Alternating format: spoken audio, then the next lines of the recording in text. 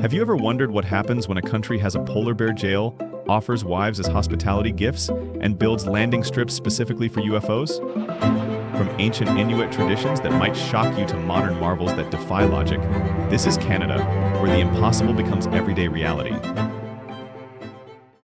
The land of extremes and impossibilities. Canada is so massive that it's the second largest country in the world, yet so sparsely populated that you could fit the entire population of Canada into the state of California and still have room left over. The name Canada itself comes from the Iroquois word Kanata, meaning settlement, but ironically, most of this settlement is completely empty wilderness. In the northern regions, temperatures regularly drop below -30 degrees Celsius. The permafrost has created situations throughout Canadian history that sound like something from a horror movie. The dark reality of frozen ground. In many northern Canadian communities, the ground becomes so frozen during winter that it's literally impossible to dig graves. The permafrost creates a layer of earth harder than concrete.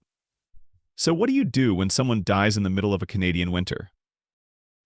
Historically, residents in places like Yellowknife, Kuujjuaq, and Manitoba had to store deceased individuals in garages and cellars during the winter months, waiting for summer when the ground would finally thaw enough to allow proper burials. While modern refrigeration facilities have largely solved this problem, this reality was a normal part of life for generations of Canadians living in the far north. The permafrost affects everything in northern Canada, from construction to agriculture to basic human activities we take for granted. Buildings must be specially designed to prevent their heat from melting the permafrost beneath them, which could cause catastrophic structural collapse. In the winter, the entire northern part of the country freezes, with temperatures once dropping to record lows below 0 degrees Fahrenheit. In contrast, summers are short but pleasant, with southern regions like Ontario and British Columbia seeing temperatures rise above 86 degrees Fahrenheit to 30 degrees Celsius, easing the harsh cold of the north. The Amish Paradox in modern Canada. While Canada is known for being progressive and technologically advanced, it's also home to one of the most traditional communities on Earth, the Amish. These communities, primarily located in Ontario, live according to rules that seem to come from a completely different century. The Amish in Canada follow the Ordnung, a set of unwritten rules that govern every aspect of their lives. They're forbidden from using electricity, modern technology, the internet, or even knowing what social media is. They use traditional farming methods and maintain complete self-sufficiency. Young Amish people go through a period called Rumspringa, where they're allowed to explore the outside world before deciding whether to commit to Amish life permanently. During this time, they can experience everything their community forbids: technology, modern clothing, parties, even alcohol and stimulants. It's like a sanctioned rebellion period. If an Amish person decides not to return to the community after Rumspringa, they lose all contact with their family forever. They're completely cut off, as if they never existed. Yet despite this extreme consequence, over 90% of Amish youth choose to return and be baptized into the community. So after experiencing the modern world with all its conveniences and freedoms, 9 out of 10 choose to give it all up and return to a life without electricity. The Amish have other traditions. They practice something called bundling, where young couples spend the night together fully clothed with a physical barrier between them, like a wooden board or thick blanket. It's their form of supervised courtship. Amish men grow beards only after marriage, so you can tell a man's marital status just by looking at his face. And they refuse to use buttons on their clothing because they associate buttons with military uniforms and vanity. Comment the number 3 below if you dare to live like the Amish, where technology is set aside and life revolves around faith and family. And if not, share your thoughts with us. The Inuit People and Traditions. But the Amish aren't the only community in Canada with practices that might shock modern sensibilities. Let's talk about the Inuit people, often incorrectly called Eskimos. The word Eskimo actually comes from an Algonquian term meaning eater of raw meat and is considered offensive by many indigenous peoples. The proper term is Inuit. In traditional Inuit hospitality, if a man visits an Inuit family's home, the husband might offer his wife to spend the night with the guest as a gesture of extreme hospitality and respect. This isn't about what you might think. It's a deeply spiritual and cultural practice rooted in their understanding of community, sharing, and survival in one of the harshest environments on Earth. If it were me, I definitely wouldn't miss this tempting offer. What about you? If you agree, drop a number 4 in the comments. Because refusing this offer could be seen as an insult, potentially creating serious problems for the visitor. The women in these situations have agency in the decision, and the practice is often connected to their spiritual beliefs and the guidance of their shaman, called an angakok. These shamans serve as intermediaries between the human world and the spirit world, performing rituals for healing, protection, and community guidance. The Inuit also practice ritual partner exchange, but always for religious and spiritual purposes under the guidance of their spiritual leaders. These practices developed over thousands of years as survival mechanisms in an environment where cooperation and sharing resources, including human companionship, could mean the difference between life and death for the entire community. The only ice hotel in North America. Now let's shift from ancient traditions to modern innovations that seem to defy logic. Have you ever wanted to sleep on a bed made of ice? In Quebec, you can do exactly that at Hotel de Glace, the only ice hotel in North America. Every year, builders use over 500 tons of ice and 15,000 tons of packed snow to create this incredible structure that literally melts away each spring and gets rebuilt from scratch. The hotel maintains temperatures around -5 degrees Celsius inside. You sleep in specialized Arctic sleeping bags on beds carved from solid ice. They serve cocktails in glasses made of real ice, and you can even get married in their ice chapel with seats carved from snow blocks. Despite the extreme conditions, or perhaps because of them, the hotel attracts over 100,000 visitors annually, with people flying in from around the world just to experience sleeping on ice. But Canadians don't just build with ice, they celebrate with it. Every New Year's Day, thousands of Canadians participate in the polar bear plunge, diving into water that's barely above freezing as a way to start the new year. This isn't just a crazy stunt. In Ontario alone, the 2023 event raised over 300,000 Canadian dollars for charity.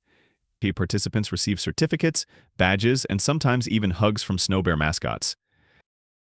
This event takes place in major cities like Toronto, Vancouver, and Ottawa, attracting tens of thousands of participants and spectators. For many, plunging into the icy water is not just a physical challenge but also a way to sleep better, reduce stress, and boost immunity, a natural Arctic vitamin. If you've watched this far, we're thrilled to know you enjoyed the video. If so, don't forget to take 5 seconds to subscribe to the channel and turn on notifications. And now, let's pocket Canada's most unusual prison. The world's most unusual prison. Canada is home to the world's only polar bear jail. In the remote town of Churchill, Manitoba, located about 1,000 kilometers north of Winnipeg, residents face a unique problem. They're vastly outnumbered by polar bears. Churchill has fewer than 900 human residents, but during certain seasons, up to 10,000 polar bears roam the area. When bears wander into town looking for food, residents call a special hotline. Wildlife officers respond by firing flare guns or rubber bullets to scare the bears away. If that doesn't work, the bear gets tranquilized and taken to jail. The Polar Bear Detention Center is housed in a former military aircraft hangar with 28 individual cells, each about 3.6 by 4.8 meters. The bears are kept for about 30 days and fed only snow and water to discourage them from returning to town for food. Since polar bears naturally fast for long periods, this doesn't harm their health. When released, they're airlifted by helicopter to remote locations and tagged for monitoring. Repeat offenders get longer sentences. There's a town in Canada where polar bears get arrested, tried, and sentenced to jail time. It sounds like something from a children's book, but it's completely real and necessary for human survival in one of the most remote places on Earth. Engineering marvels that save lives. Along the 4,860-mile Trans-Canada Highway, the government has built 44 special crossings designed not for humans, but for animals. These include 6 green overpasses and 38 underground tunnels that allow wildlife to safely cross busy highways. There are no signs telling animals where to cross, no traffic lights, no instructions of any kind. Yet cameras record over 150,000 animals crossings every year.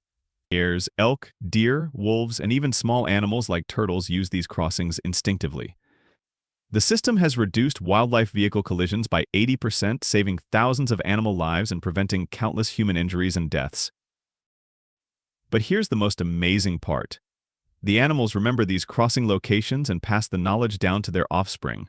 Generations of wildlife now know exactly where it's safe to cross, creating inherited migration patterns that didn't exist before. This system has become so successful that countries like Germany, the Netherlands, the United States, India, and Thailand are studying Canada's model to implement in their own countries. The engineering is so impressive that NASA has captured images of these crossings from satellites, and they're now featured in environmental engineering textbooks worldwide. Canada didn't just solve a problem, they created a model for human-wildlife coexistence that's being copied around the globe. Legal contradictions that make no sense. Canada has some of the most progressive and simultaneously confusing laws in the world. Take regulated stimulants, for example.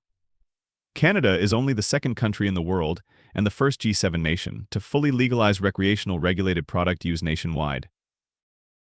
Since October 2018, adults can legally carry up to 30 grams in public and grow plants at home for personal use. The government implemented this policy to reduce crime and keep away from minors. It sounds straightforward, right? But Canada's approach to other issues creates bizarre legal contradictions. In Canada, adult services are completely legal, but purchasing adult services is illegal. Let me repeat that because it sounds impossible. Adult service providers can legally promote their work and conduct business, but their customers could face legal penalties from 18 months to 5 years. The government's reasoning is to treat adult service providers as victims rather than criminals, but critics argue this creates more danger for everyone involved. Imagine running a business where your service is legal, but your customers are engaging in illegal activities by purchasing from you. It's like having legal restaurants where eating is illegal. This contradiction has sparked numerous court cases and ongoing debates about whether the law actually protects the people it's meant to help. A day when an entire city moves. In Montreal, there's one day each year when over 100,000 people move houses in just 24 hours. It's called Moving Day, and it happens every July 1st, coinciding with Canada Day. The entire city transforms into organized chaos as people transport their entire lives from one location to another. Streets filled with people pulling refrigerators on bicycles, sliding sofas down sidewalks, and transporting stacks of books on baby strollers. Moving trucks are booked solid, rental equipment disappears from stores, and even pizza delivery services see massive spikes in orders as exhausted movers need quick meals. What makes this even more remarkable is that, despite the apparent chaos, the system works. Residents prepare for Moving Day like it's a national holiday, which in a way it is. The tradition developed because most leases in Montreal historically ended on the same date, creating this unique annual migration that's become part of the city's cultural identity. Environmental extremes and purity. Canada's environmental statistics are as extreme as everything else about the country. It ranks as the third country in the world with the purest air, behind only Estonia and Mauritius. This isn't an accident. More than 31% of Canada's territory consists of forests, containing over 10% of all forests on the entire planet. These vast forests create air so clean that it's measurably different from most places on Earth.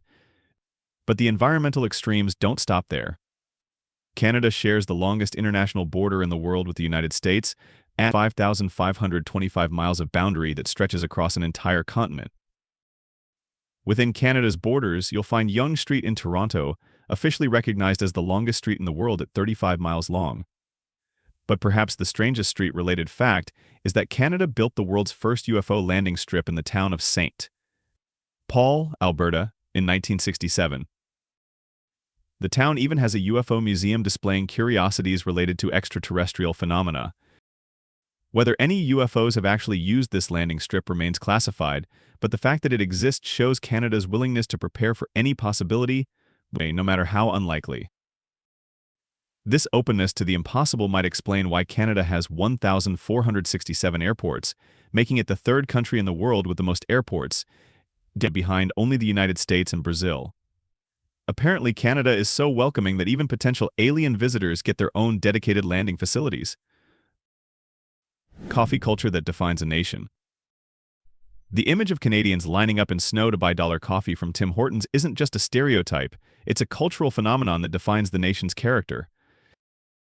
There are over 4,000 Tim Hortons locations across Canada. In some cities, you could close your eyes, walk in any direction, and bump into one within minutes. Canadians affectionately call it Timmy's, and it's not just a coffee shop, it's a national institution that serves as an unofficial community center.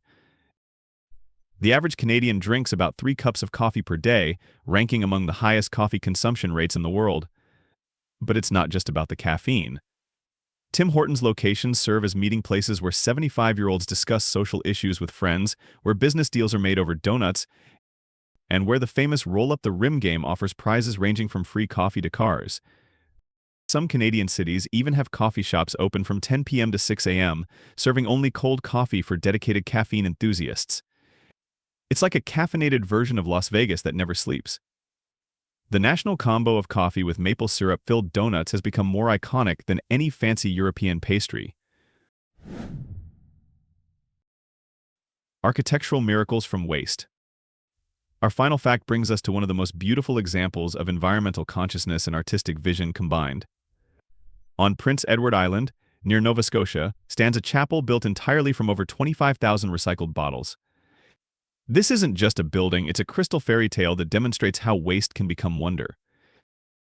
The story began in 1979 when Edward Arsenault, a retired electrician, received a postcard showing a house made of bottles in California.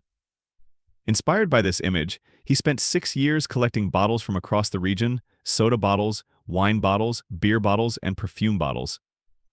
He carefully assembled them into a structure that's both architecturally stunning and environmentally meaningful. When sunlight filters through the colorful glass bottles, the chapel transforms into a dazzling crystal palace that rivals medieval stained glass cathedrals. But Edward didn't stop with one building. He created an entire complex including a bell tower, a smaller chapel, a Zen garden, and a tea house, all constructed from recycled bottles. From a distance, it looks like a fairy tale village that shouldn't exist in the real world. The admission fee is only about 5 to 7 Canadian dollars, with all proceeds going toward maintenance and inspiring future recycling projects. The site has become so popular that artists, photographers, and environmentally conscious couples choose it as a wedding venue, exchanging vows among thousands of sparkling bottles in the sunlight. Wonderful destinations in Canada. Canada truly is a traveler's paradise for anyone seeking an unforgettable getaway. Start at Banff National Park, where you can soak in a 100 degrees Fahrenheit hot spring surrounded by a snowy wonderland. Take in the stunning turquoise waters of Lake Louise and spend the night at the legendary Fairmont Banff Springs Hotel, which has even hosted members of the British royal family. With an elevation of over 4,500 feet and fresh air year-round, it's the perfect retreat to recharge in the heart of nature. Next, head to Quebec City, often called the Little Paris of North America. Here, you can ride a horse-drawn carriage along cobblestone streets, savor French-style duck dishes, and sip espresso beneath the shadow of a centuries-old chateau straight out of a painting. For adventure seekers, Churchill, Manitoba, the polar bear capital of the world, is a must. Imagine seeing polar bears strolling through a hotel parking lot, or watching the northern lights dance across the sky right from your balcony. If you're a nature lover, Vancouver Island and the Butchart Gardens will amaze you with more than 900 blooming flower varieties year-round, lush temperate rainforests, and a royal-style afternoon tea in a fairy tale setting.